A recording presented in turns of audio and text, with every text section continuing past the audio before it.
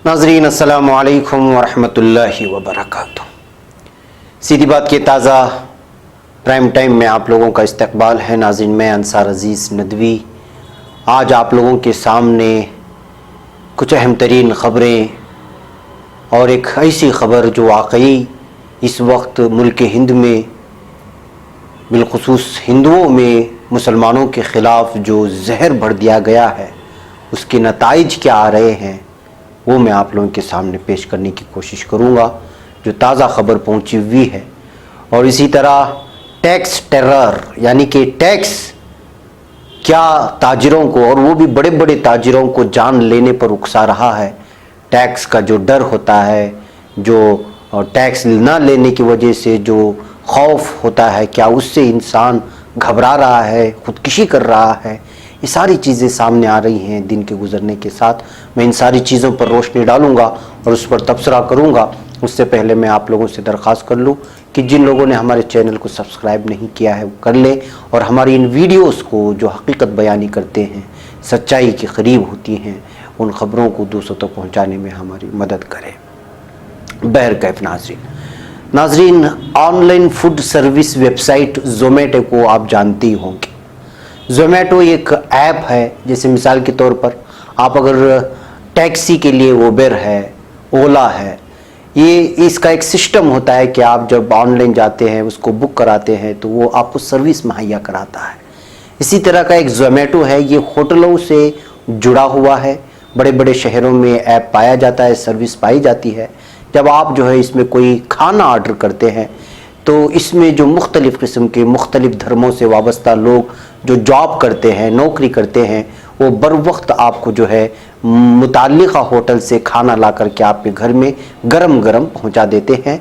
और ये सर्विस ज़ोमैटो एक बहुत बड़ी कंपनी है, वो जो है इसको इस ऐप का इस्तेमाल करती है, इस कंपनी को चलाती है।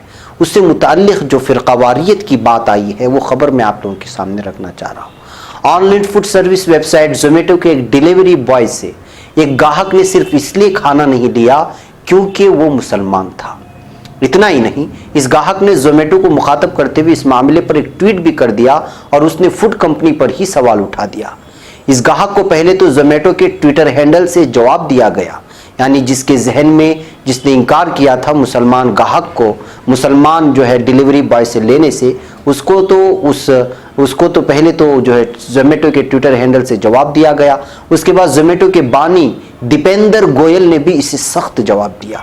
ज़ोमैटो की तरफ से लिखा गया, खाने का कोई मजहब नहीं होता, खाना खुद ये एक मजहब है। ज़ोमैटो के बानी दीपेंद्र गोयल ने ट्विटर पर लिखा, हम आइडिया ऑफ इंडिया और हमारे ग्राहकों यानी पार्टनर्स के तनव्वुओं पर नाज करते हैं। हमारे उसूलों की वजह से कारोबार को भी नुकसान होता है तो भी हमें कोई दुख नहीं होगा। ज़ोमैटो और उसके बानी की तरफ से इस मामले पर जो जवाब दिया गया है, इसे सोशल मीडिया पर खूब पज़ीराई हासिल हो रही है। साथ ही पंडित अमित शुक्ला जिसने इस मामले को उठाया और ट्वीट किया था, उसे लोग काफ़ी खरी खोटी सुना रहे हैं।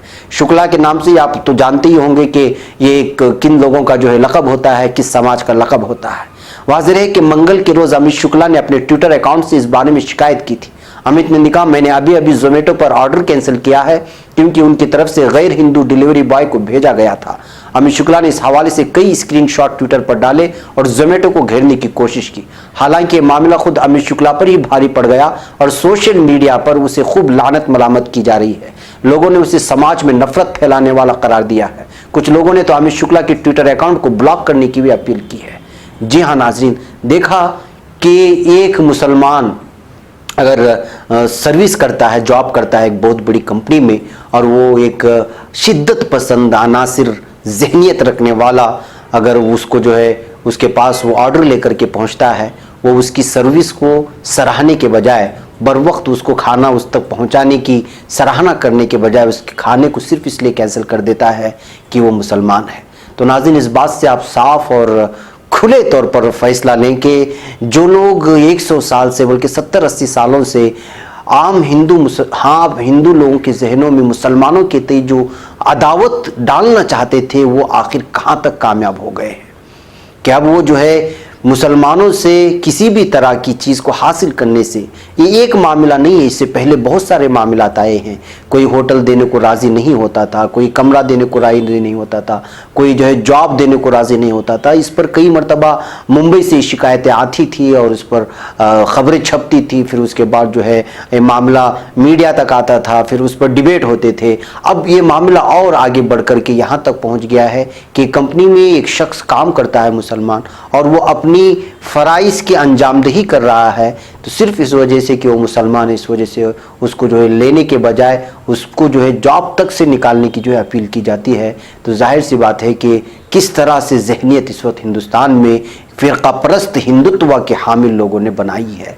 इस हालात में दीपेंद्र गोयल जैसे जो जोमेटो के चेयरमैन हैं, जो मालिक हैं, उन लोगों को वाकई शाबाशी देनी चाहिए कि वो इस वक्त हिंदुस्तान की उसी गंगा जमुनी तहजीब को अपने साथ लिए चलना चाहते हैं। और उन्होंने बहुत बड़ी बात कह दी कि वो अपने उसूल व ज़वाबित के साथ जो है कभी समझौता नहीं करेंगे, चाहे उनको नुकसान उठाना ही क्यों ना पड़े। जी हाँ नाज़रीन, एक बहुत बड़ी बात है। मुअज़्ज़ज़ व मुकर्रम सीधी बात के नाज़रीन, सीधी बात के इश्तिहारी मेंबरशिप कार्ड से जुड़िए और अपने कारोबार समेत अपने तालीमी व दीगर इदारों को मजबूत कीजिए। सीधी बात ला रहा है मुख्तसर मुद्दत के लिए बहुत ही अनोखा और भरपूर फ़ायदेमंद ऑफ़र। हमारी इस इश्तिहारी मेंबरशिप से जुड़िए और अपनी तिजारत को फ़रोग़ देने के साथ साथ इदारे सीधी बात को मजबूत कीजिए। लाइफ टाइम इश्तिहारी मेंबरशिप कार्ड की तफसीलात हासिल करने के लिए इस नंबर पर व्हाट्सअप करें, चाहे मुल्क के किसी भी कोने से या बैरून ममालिक से ही क्यों ना हो। नंबर है 9663027449।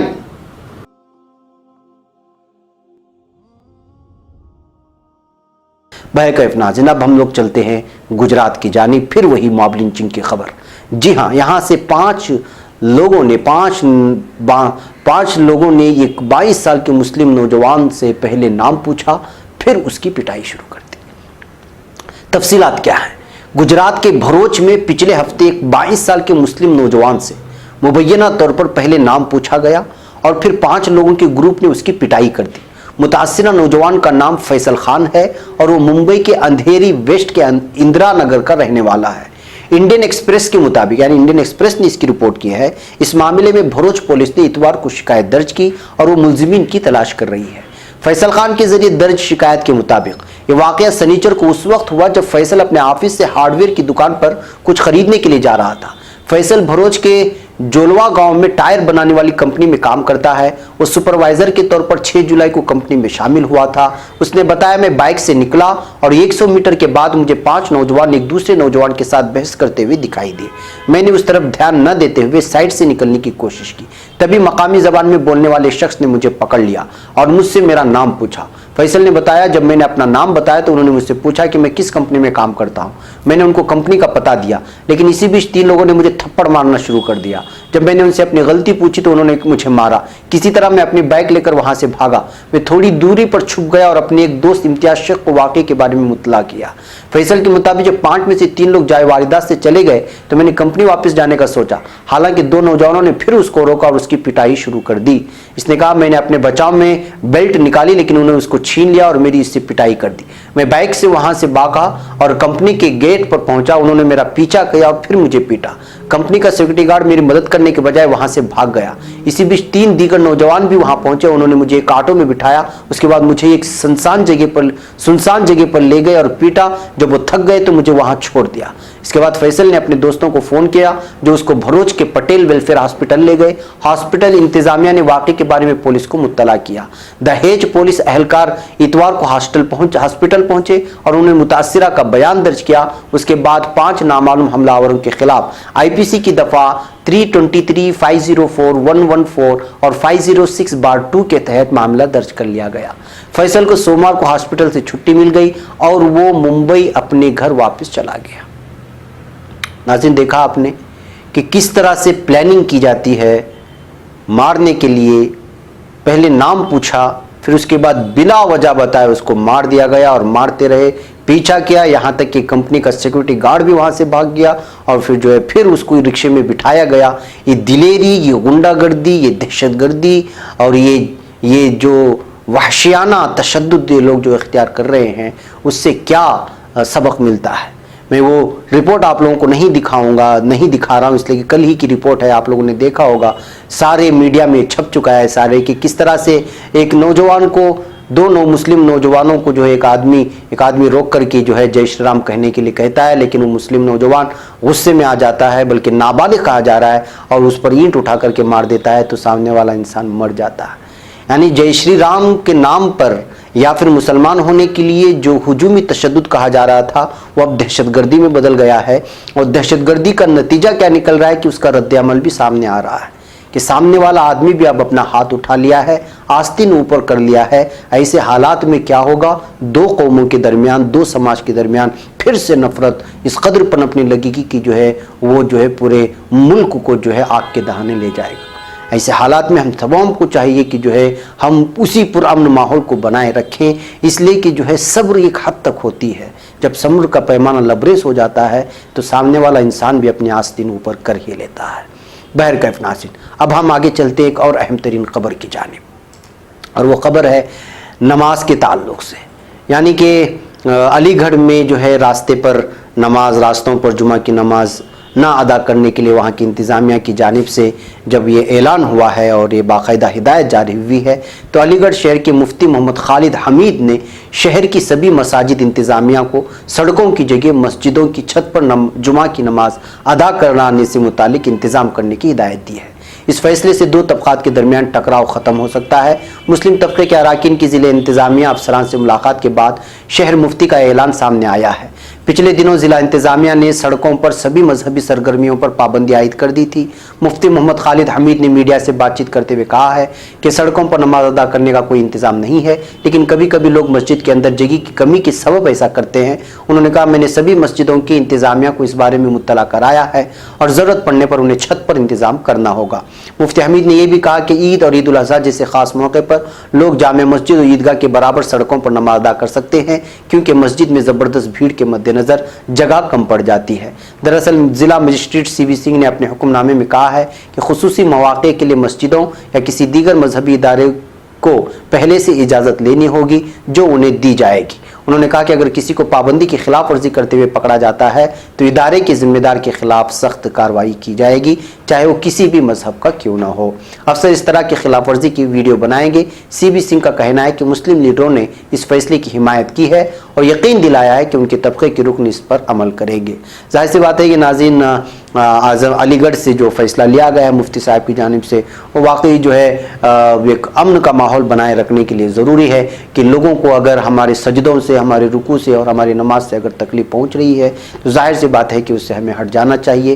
तकलीफ़ तो होती नहीं है, लेकिन बाज़ फ़िरक़ा परस्त और शिद्दत पसंद लोग जो इस ताक में रहते हैं कि कोई गलती मिल जाए उसको बढ़ावा दें और उसी से जो है वो अपना जो है नापाक साजिशों को मुकम्मल करे, मंसूबों को मुकम्मल करे। ऐसे में जब हम लोग कोई ऐसे फ़ैसले लेते हैं जो उनके मंसूबों को नाकाम हो सकते हैं, वो साजिशें उनकी नाकाम हो सकती हैं, तो ऐसे फ़ैसलों का हम लोग इस्तेक़बाल करना चाहिए। बहरकैफ नाज़रीन, एक और ख़बर जो बड़ी अफसोसनाक है, टैक्स टेरर के सिलसिले में। यानी टैक्स क्या इतना टैक्स ना अदा करना क्या इस कदर जो है जानलेवा होता है कि एक बहुत बड़ा बिजनेसमैन जो जिनकी जो है करोड़ों और खरबों में जिनका तिजारत चलती है, वो खुदकशी करने पर मजबूर होते हैं। जी हाँ, कल और आज से दो खबरें जो बहुत ज़्यादा सुर्खियाँ बना रही हैं, वह है कैफ़े कॉफ़ी डे। जी हाँ, कैफ़े कॉफ़ी डे के मालिक वीजी सिद्धार्थ पीर की शब से गायब थे और 36 घंटे बाद उनकी लाश पुलिस ने बरामद कर ली है। खबरों के मुताबिक सिद्धार्थ की लाश कर्नाटक के मंगलुरु में नेत्रावती नदी के किनारे तैरती हुई नजर आई, जिसे मकामी मछुआरों ने देखा और उसे बाहर निकाला। मंगलुरु के पुलिस कमिश्नर संदीप पाटिल का कहना है कि सिद्धार्थ की लाश बुध की सुबह 6 बजे होइंग बाजार के पास बरामद हुई। लाश यहां नेत्रावती नदी के किनारे तैरती हुई नजर आई, जिसे मछुआरे निकालकर बाहर लाए। पुलिस कमिश्नर ने बताया कि उस सिद्धार्थ के घर वालों का इंतजार कर रहे हैं ताकि वो आकर लाश की शनाख्त करें और आगे की कार्रवाई की जा सके। गौरतलब है कि सिद्धार्थ के ड्राइवर ने पहले ही बताया था कि सिद्धार्थ उल्लाल शहर में वाक़ पुल तक घूमने के लिए आए थे। वहां उन्होंने पीर की शब कार रुकवाई और पैदल ही निकल गए। ड्राइवर का कहना है कि मैं उनका इंतजार कर रहा था, 90 मिनट तक वापस नहीं आए तो पुलिस को खबर कर दी। सिद्धार्थ के लापता होने के बाद उनका एक खत सामने आया था जिसमें उन्होंने इनकम टैक्स महकमे पर जुल्म का इल्ज़ाम आयद किया था। सिद्धार्थ ने इस खत में लिखा है कि एक साबिक डीजी ने माइंडट्री के साथ मुआहदा ब्लॉक करने के लिए उनके शेयर्स को 2 बार अटैच किया, जबकि तरमीमशुदा रिटर्न्स उनकी जानिब से फाइल किए जा चुके थे। सिद्धार्थ ने IT महकमे की इस कार्रवाई को नामुनासिब बताया है और लिखा है कि उसकी वजह से पैसे की कमी हो गई थी। सिद्धार्थ ने इस खत में मजीद लिखा है कि मैं अपने सरमायाकारों और कंपनी के बोर्ड ऑफ डायरेक्टर से माफ़ी मांगता हूं और मैं अब सरेंडर करता हूं। उन्होंने कहा कि 37 साल की जद्दोजहद से अपनी कंपनियों में 30,000 मुलाजिमतें निकाली, लेकिन अपनी तमाम कोशिशों के बावजूद इन कंपनियों को फ़ायदे का बिजनेस बनाने में नाकाम रहा। उन्होंने आगे लिखा कि मुझ पर कर्ज दहिंदगान बहुत ज़्यादा दबाव है और किसी को धोखा देना मकसद कभी नहीं रहा, लेकिन एक सनअतकार के तौर पर मैं नाकाम रहा। बेंगलुरु पुलिस ने VG सिद्धार्थ के फ़ोन की जांच के बाद एक इंकिशाफ ये भी किया है कि 10 दिनों के अंदर VG सिद्धार्थ के पास इनकम टैक्स की दर्जनों कॉल आई थी। इससे इशारा मिल रहा है कि कैफ़े कॉफ़ी डे के मालिक सिद्धार्थ की जान टैक्स टेरर ने ली है, यानी टैक्स की जानिब से, टैक्स अफसरान की जानिब से जो बाकायदा बार बार दबाव बनाया जा रहा था, उसकी वजह से उन्होंने ये खुदकशी का इक़दाम किया है। तो अब सवाल ये है कि टैक्स वाले तो अपनी जो है फ़र्ज़ निभाते हैं हुकूमत की जानिब से, लेकिन क्या वो इस कदर किसी पर दबाव बना सकते हैं कि वो जो है ख़ुदकशी करने पर मजबूर हो जाए। हालिया बहुत सारी कंपनियां चली जाती हैं, कभी इन्फोर्समेंट डायरेक्टरेट की जानिब से जो है उन पर दबाव बनाने की खबरें आती हैं, कभी टैक्स के अफसरान की जानिब से जो उसूल कंदाया जिसको कहते हैं।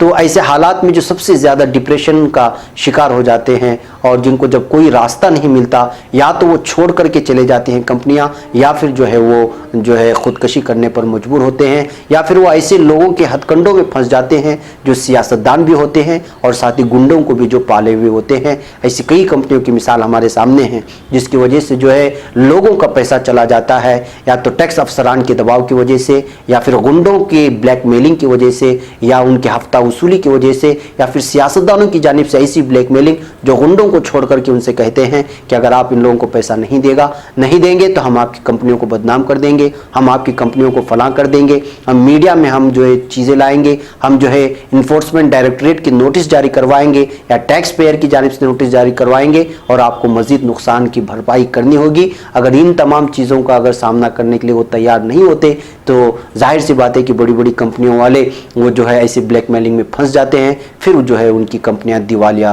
का जो है सामना करना शुरू हो जाती हैं। ऐसे हालात में कोई ख़ुदकशी कर लेता है और कोई मुल्क छोड़ करके भाग जाता है। ऐसी बहुत सारी कंपनियों की मिसालें हमारे सामने हैं और बिलखुसूस बेंगलुरु शहर इसके लिए बहैसियत मिसाल के तौर पर पेश किया जा सकता है।